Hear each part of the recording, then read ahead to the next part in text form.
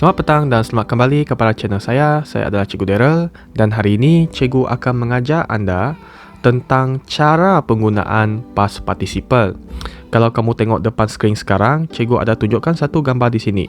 Okey, iaitu kata kerja dalam bahasa Inggeris yang dibahagikan kepada tiga bentuk, iaitu simple present, simple past dan juga past participle. Okey, iaitu dekat ruangan ketiga dalam setiap jadual, iaitu ini dengan ini. Mungkin sekarang kamu tidak jelas dengan apa yang cikgu cakap, okay? Tapi selepas ini saya akan jelaskan pada kamu tentang bilakah sebenarnya kamu perlu menggunakan past participle. Masih ingat tempoh hari cikgu pernah mengajar kamu tentang ayat-ayat simple present, simple past tu kan? Okay, semua benda tu adalah betul, tidak salah. Cuma ayat yang diajar oleh cikgu untuk menulis setiap jenis tenses di sana adalah ayat aktif. Okay, jadi hari ini saya akan ajar kamu untuk menulis ayat pasif kerana past participle hanya digunakan dalam penulisan ayat pasif sahaja. Okay, jadi sekarang cikgu akan tunjukkan contoh lah untuk menulis ayat pasif dalam simple present tense. Okay, kamu jangan salah faham lah, jangan salah faham yang nanti kata kerja itu adalah simple past. Sebenarnya dia adalah past participle. Alright. So, saya tunjukkan satu dulu contoh ayat aktif untuk simple present yang kebanyakan kamu tahu lah. Okay, contoh, he plays football. So, sekarang saya akan kategorikan tiga jenis perkataan ini. He adalah subjek macam biasa, plays adalah verb dan football adalah objek. Untuk menukarkan ayat aktif kepada ayat pasif, subjek perlu berlari kepada arah objek dan objek perlu berlari kepada arah subjek. Okay, dan selepas itu apabila mau mula untuk menulis ayat pasif, pastikan objek selalu pergi depan. Tadi objek itu apa? Iaitu football. So, football kemudian kata kerja. Di sinilah saat-saat genting dia, kerana kamu tidak boleh kata football plays he. Okay, maksudnya bola sepak bermain dia, padahal sepatutnya dia bermain bola sepak. Ayat aktif dia kalau diterjemahkan kepada bahasa Melayu, contoh, he plays football, dia bermain bola.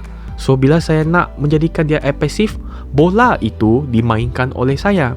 Jadi, bola itu dimainkan oleh saya dalam bahasa Inggeris. How do you say it in simple present tense? Football is played by, okay? By, he akan menjadi him. Okay. Mengapakah saya gunakan is? Kerana football sudah lari kepada subjek. Is ataupun are yang digunakan adalah dipengaruhi oleh objek di depan ayat itu. Sekarang kan football sudah menjadi subjek pronoun. Jadi football sini hanya sebiji. Okay? Dan he, she, it menggunakan is. So it is. So football is played by him. Jangan salah faham. Played dekat sini yang ada ed adalah simple past. Sebenarnya di sini P-L-A-Y-E-D, played, bukan simple past. Dia adalah past participle. Alright?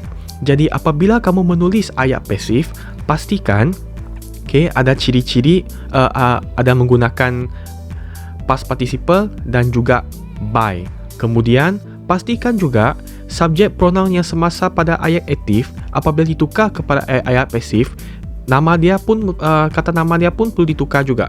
Okey? Contoh, he menjadi him, she menjadi her, they menjadi them, it tetap menjadi it, you tetap menjadi you, we menjadi us dan I menjadi me. Okay, ingat ya. Alright. Kemudian ini adalah simple past. Okay, tengok contoh simple past pula. She threw the rubbish. Okay, jadi subjek adalah she.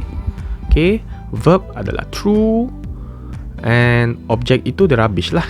Okay, so tetap yang sama, subjek lari pergi objek, objek lari pergi subjek, kemudian tukar pergi ayat pasif. Okay, the rubbish pergi depan. The rubbish banyak ke tidak? Okay, so andaikan dia hanya satu rubbish lah. So the rubbish sekarang adalah simple past lah. Tadi simple present macam mana? Is played by, betul? Jadi is itu tukar kepada past tense menjadi was. So dia sekarang the rubbish was thrown by. Okay, dia bukan lagi true. True adalah simple past tense. tapi apabila past participle, dia akan menjadi thrown. Jangan tanya cikgu bagaimana dia boleh menjadi ini. Okay? Sebenarnya jadual yang tadi cikgu paparkan dekat skrin pertama adalah jadual yang kamu patut wajib hafal untuk menghadapi peperiksaan UPSR nanti. Okay? So dekat sini, the subject was thrown by, she menjadi her. Alright? So masih sama, ingat saja tambah was ataupun were dengan past participle dengan by. Okay, sebenarnya benda ni sangat seronok. Kamu boleh anggap mempelajari benda ini seolah-olah kamu sedang belajar matematik. Okay, sebab dia bagaikan ada formula untuk kamu belajar. Right? So, ini adalah simple past. Okay, next. Present continuous. Bila sebut continuous, mesti ada ing. So, ayat aktif dia confirm ada ing lah macam biasa. Okay, contoh ayat, we are eating breakfast. Jadi subjek adalah we, verb adalah are eating dan objek adalah breakfast. So sama saja, subjek lari pergi objek, objek lari pergi subjek dan kemudian tukar kepada pasif dan selepas itu breakfast akan lari pergi depan. Breakfast. Okay, dekat sini breakfast banyak tak? Dekat sini macam tidak lah sebab hanya tiada s kan. So breakfast is, dia bukan lagi are. Alright. Breakfast is being eaten by, we menjadi us. Okay. Kan tadi cikgu cakap setiap ayat ada passive sentence dia. Sekarang ini adalah ayat pasif untuk present continuous. Dah katakan present continuous mesti ada ing. Cuma ing sekarang bukan di kata kerja dia, tetapi dia berada dalam being. Okay. So is being eaten, past participle. Okay, tambah satu by. Jadi formula dia adalah is ataupun are ataupun am tambah being tambah past participle tambah by.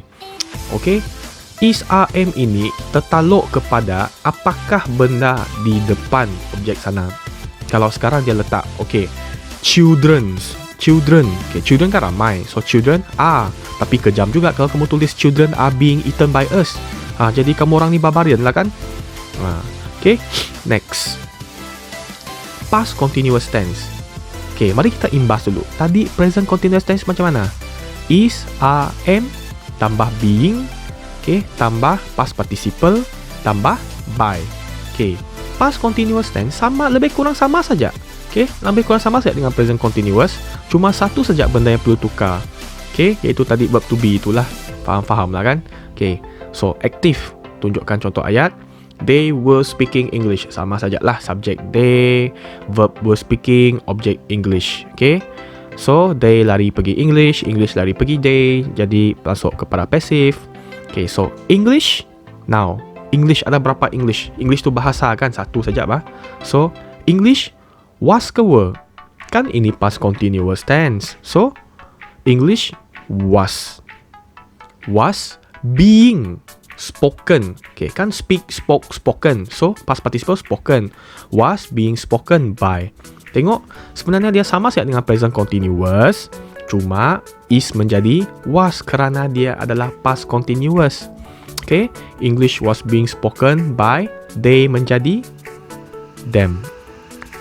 Okay, anak-anak, kamu jangan salah faham yang ayat aktif dengan ayat pasif ini berlainan maksud. Sebenarnya sama saja maksud. Cuma kata ganti diri itu dia berubah kepada belakang dan depan sahaja. Okay, ayat tetap sama. Bukannya ayat aktif bermaksud sedang berlaku, ayat pasif bermaksud sudah berlaku. Tidak. Okay, kalau dia adalah ayat pasif simple present, bermaksudnya dia tetap berlaku setiap hari. Cuma ayat itu sahaja yang menjadi pasif. Okay, perkara masa masih sama. Alright.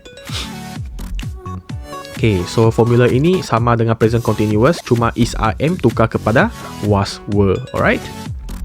Okay, last but not least, yang ini pula, simple future tense.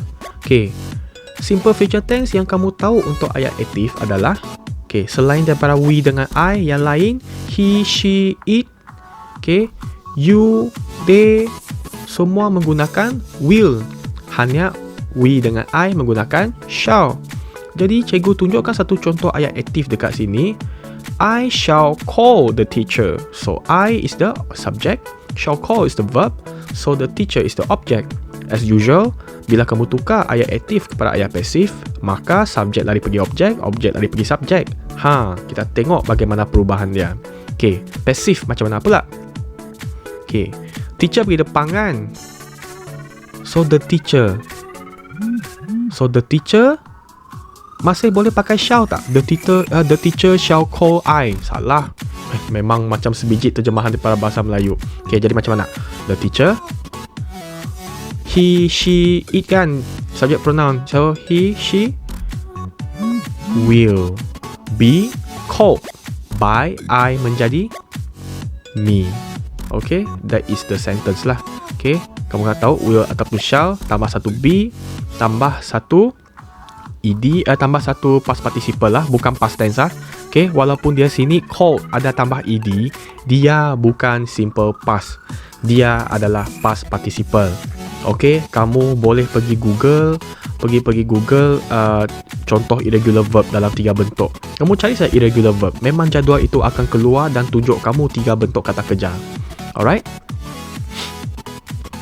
Okay, jadi kalau kamu ada apa-apa soalan, jangan lupa lah tinggalkan saja soalan kamu di ruangan komen dan saya memang akan cuba untuk reply secepat mungkin. Biasanya memang cepatlah saya reply, saya laju reply ni. Okay? Tapi sebelum itu, kalau kamu kesampaian, tinggalkan satu like lah untuk video ini dan juga jangan lupa subscribe channel saya supaya kamu sentiasa boleh follow dengan apa yang saya buat lah dalam video saya, dalam channel saya ini. Okay? Pastikan jangan hanya kamu subscribe saja, belakang sana ada loceng kan. Tolong tekan kuat-kuat loceng itu, okay? Supaya setiap kali bila saya upload video, kamu akan tahu. Alright? So, if there's anything questions, just feel free to ask me, okay, in the YouTube channel or in my Facebook post. Alright? So, I'll see you at the next video.